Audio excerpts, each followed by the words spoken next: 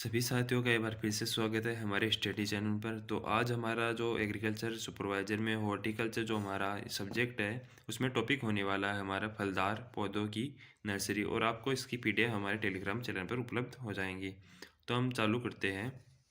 यानी फलदार पौधों की नर्सरी के बारे में देखते हैं। तो वह सीमित क्षेत्र जहाँ पर छोटे छोटे और महंगे बीजों को बोया जाता है, वह तथा अंकुरित होने से लेकर आपके पौधरोपण तक सभी आपकी जो परिस्थिति है, आपकी जो विपरीत परिस्थितियों से बचाने के लिए आपकी संभावित सुविधा प्रदान की जाए ये नर्सरी में।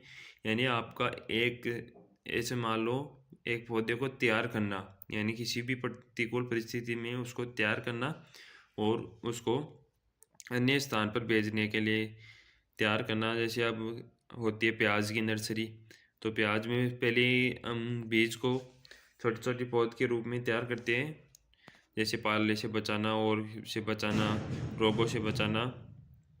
फिर आते हैं उसको अन्य जगह लगाते हैं। फिर नेक्स्ट आता है इसमें पौधशाला के लिए स्थान का चुनाव। तो यहाँ पर स्थान चुनाव की बात आ जाती है। तो पौधशाला में पहले हम स्थिति देखते हैं। तो जैसे आपकी पौधशाला यानी अन्य ज़मीन से आपके ऊपर उठी होनी चाहिए, यानी आपकी 10 से 15 सेमी ऊंची होनी चाहिए आपकी, जिससे आपके जल भराव की समस्या नहीं होगी। और शहर या मुख्य रास्ते के पास होनी चाहिए। फिर मिट्टी के बारे में देखते हैं। तो आपकी मिट्टी से नर्सरी की सफलता के लिए मृदा व जो उपलब्ध संसाधन व प्राकृतिक कारकों पर निर्भर करती है। जैसे आपकी जीवाश्म पदार्थ, पोषक तत्व है, जैसे मृदा में कार्बनिक पदार्थ होने चाहिए। और मृदा आपकी उथली मृदा यानी भुरभुरी मृदा और मुलायम मृदा होनी चाहिए। आपकी कठोर परत नहीं होनी चाहिए मृदा में, यानी जैसे हम सिंचाई करते हैं और उस पर कठोर परत नहीं आनी चाहिए। आपकी बलुई दोमट मृदा सर्वाधिक उपयुक्त होती है जो नर्सरी के लिए, इसमें पौधे आपकी जल्दी वृद्धि करते हैं। फिर है यहाँ पर सिंचाई व्यवस्था, यानी सिंचाई की व्यवस्था आपकी स्थायी होनी चाहिए। कभी भी आपको सिंचाई की ज़रूरत पड़े तो पानी की कमी नहीं होनी चाहिए। यातायात सुविधा देखती है। तो नर्सरी ऐसी जगह है पर होनी चाहिए जहाँ पर यातायात की सुविधा आपकी सुगम हो।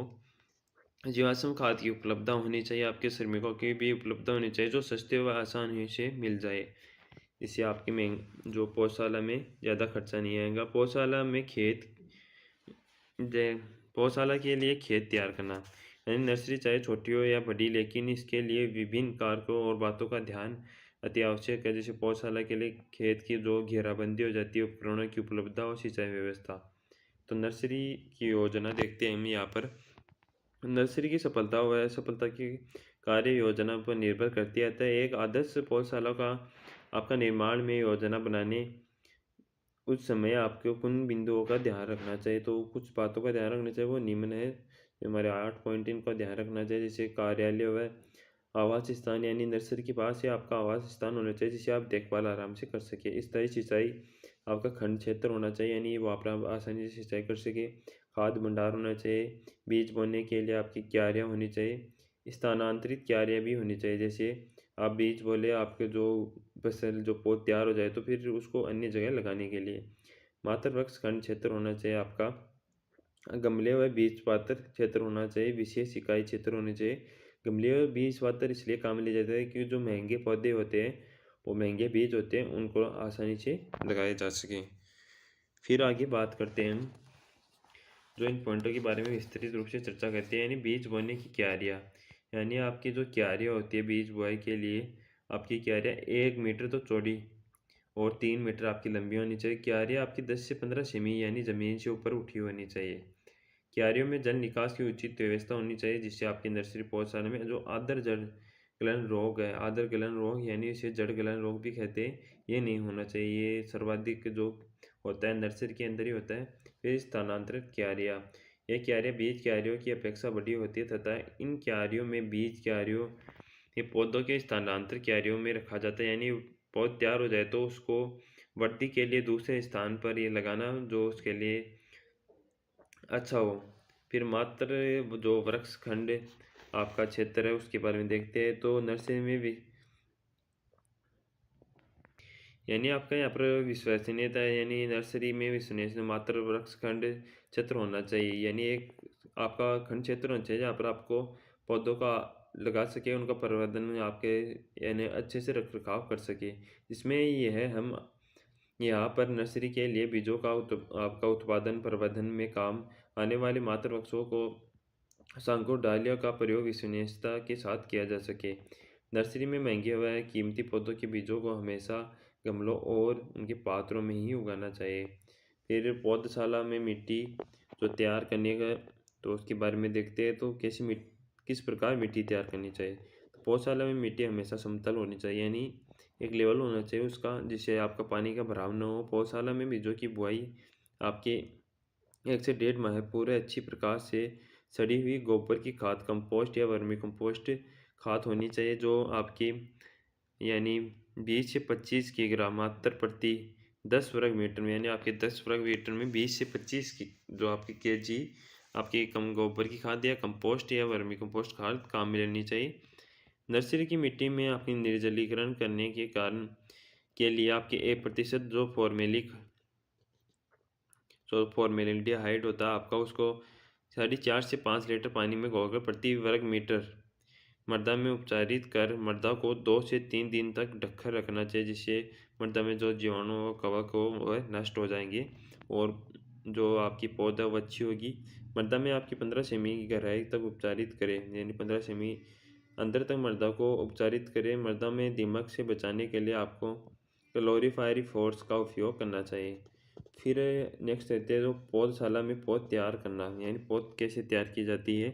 तो पौधशाला में पौध के लिए बीजों की व्यवस्था सही समय पर करें, यानी बीज आप पहले से रखें कि आप पौध जो समय आए पौधशाला तैयार करने का, तब आपको बीज आसानी से उपलब्ध हो जाए। विश्वसनीय स्थान से लाना चाहिए। NSC या SSC जो कृषि विशेष आपके निजी संस्था से बीज खरीदने जाए, जो आपके अच्छे बीज हो क्वालिटी में, जिससे उत्पादन बढ़िया हो आपका। बीजों को छिटक कर बोना, ये विधि है कैसे बोना चाहिए।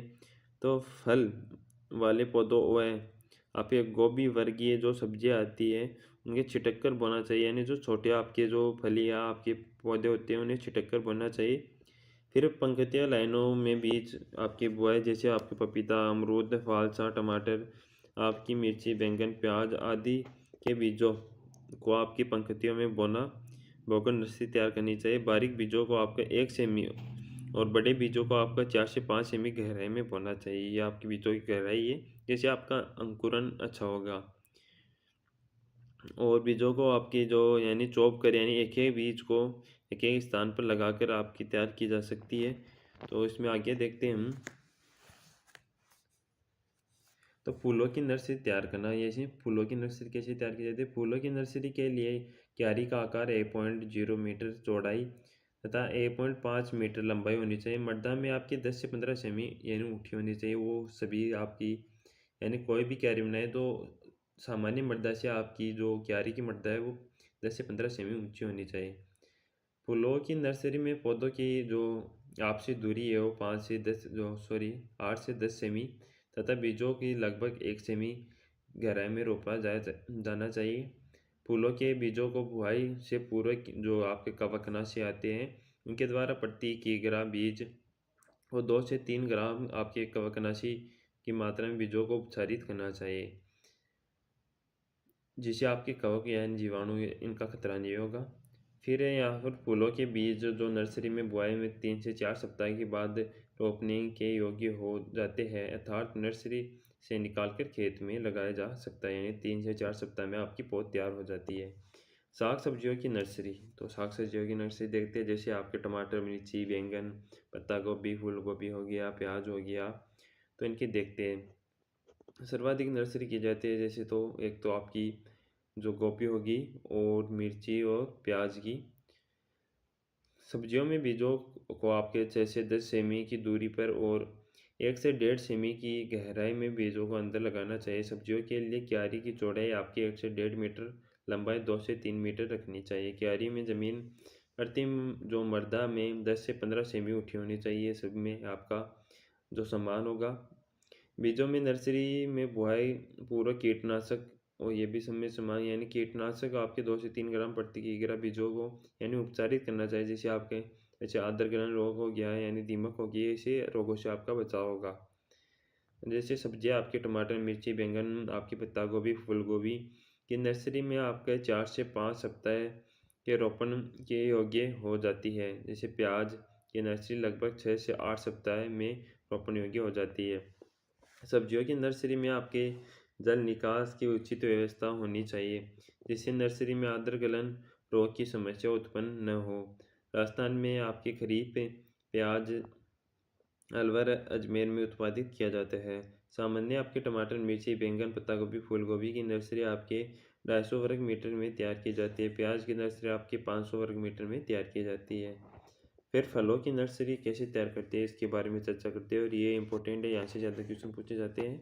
तो पपीता, फालसा आपका, लसोड़ा, करौंदा, बेर, जो भी फल आपके आम आदि, तो उनकी नर्सरी, तो बीज प्रवर्धन द्वारा तो नर्सरी बनाई जाती है उनके बारे में।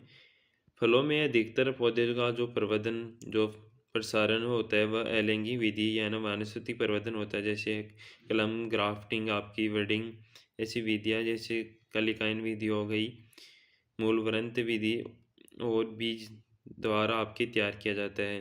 फलों के बीजों को नर्सरी में बीज क्यारी तथा पॉलीथीन की थैलियों में लगाया जाता है। यानी बाद में पौधा तैयार हो जाए तो उनको आसानी से प्राप्त किया जा सके, उनकी जड़ों को कोई नुकसान न पहुंचे, इसलिए उन बीजों को पॉलीथीन में लगाया जा सकता है, और उनका यानी एक से दूसरी जगह लगाना, ट्रांसपोर्ट करना, वो भी आसान हो जाता है। फलों में बीजों को नर्सरी की क्यारियों में तथा पॉलीथीन की थैलियों में जून जुलाई माह और फरवरी मार्च माह में लगाया जाता है। फलों के मोटे बीजों, जैसे आम, बेर हो गया, उसे 30 सेमी तथा पपीते बीजों को 2 से 3 सेमी की दूर लगाया जाना चाहिए। बारीक बीजों को आपका 1 से 1.5 सेमी तथा मोटे बीजों को 4 से 5 सेमी गहराई में आपका लगाना चाहिए। फिर आगे बात करते हैं हम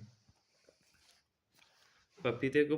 पौधा जो होता है उसे 2 माह में नर्सरी की खेती रोपण योग्य हो जाती है। यानी जो पपीते का पौधा होता है 2 माह में आपकी नर्सरी तैयार हो जाती है। लेकिन दूसरे आपके फलदार पौधे होते हैं उनके 1 वर्ष लगता है आपके रोपण के लिए। फूलों व साग के जो पौधे होते हैं उनसे 4 से 6 सप्ताह आपके प्रतिरोपित हो जाते हैं, यानी दूसरे स्थान पर रोपने के लिए योग्य हो जाते हैं।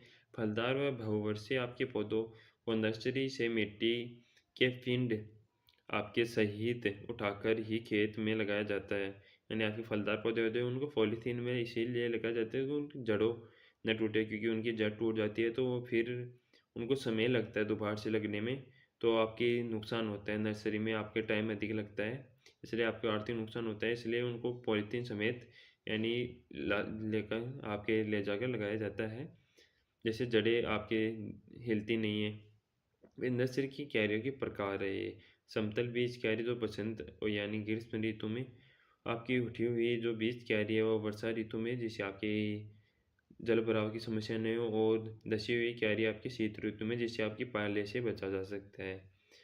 विरलीकरण के बारे में देखते हैं, तो आवश्यकता से ज़्यादा आपके पौधों को जो नर्सरी में बीज क्यारियों में होता है तो उनको खाद देना चाहिए। यानी आपकी जो नर्सरी में आपके बीज आवश्यकता से ज़्यादा हो जाए, तो ज़्यादा घने न हो तो उनको उखाड़ देना चाहिए, क्योंकि आपके घने हो गए तो उनका विकास अच्छे से नहीं हो पाएगा। फिर आपका सशक्तिकरण, तो नर्सरी में पौधों का अधिक ख्याल व सुविधा से पौधे कोमल हो जाते हैं, इसलिए इसके रोपण में 10 दिन पूर्व पानी देना बंद कर देना चाहिए, जिससे ये पौधे बाहरी वातावरण में रोपित करने पर आपके सफल पौधे हो सके, अर्थात नर्सरी से रोपण तक आपके लाने में भी जो बचाने वाली शक्ति है। फिर आ जाते हैं, हमारा जो ये थ्योरी टॉपिक पूरा हो चुका है जो फलदार पौधों की नर्सरी के बारे में, तो ये यहाँ पर कुछ क्वेश्चन आ जाते हैं। तो आपको ये क्वेश्चन भी चाहिए तो आप हमें कमेंट में बता सकते हैं, आपको ये क्वेश्चन भी करवा दिए जाएंगे। आपकी हर चैप्टर के अलग से क्वेश्चन है, और आपके चैप्टर के साथ भी क्वेश्चन हो, आपको एक ही स्थान पर करवा दिए जाएंगे। आपको क्वेश्चन चाहिए तो कमेंट में बता देना, और आपको इसकी PDF हमारे टेलीग्राम चैनल पर मिल जाएंगी। और अपना सपोर्ट बनाए रखिए, और हमें वीडियो अच्छा लगे तो लाइक और सब्सक्राइब करना प्लीज़।